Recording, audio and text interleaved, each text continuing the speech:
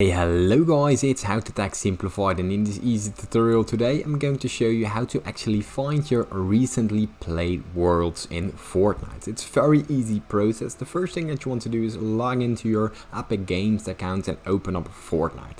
Now from here you see a load of maps. Now what you can actually do is, let's say you find this map very nice. Now you go to the three dots and what you do, you press it and you toggle to favorite.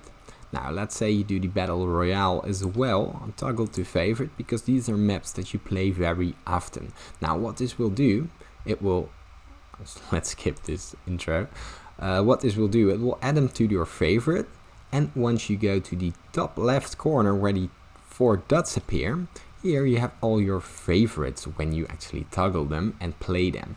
Now here you can actually find your recently played maps. Now here, once you go there, here will be all the maps that you recently played. Now, and here you can find your favorite maps that you've just selected right here, toggle a favorite. Now once you've actually played the game, they will be added to favorites, and here you find your recently played maps. That's it. If this video has helped you, please leave a like and subscribe. It helps me out a lot. If you still get questions, leave them in the comments down below. I'll try my very best to help you. Thanks for watching.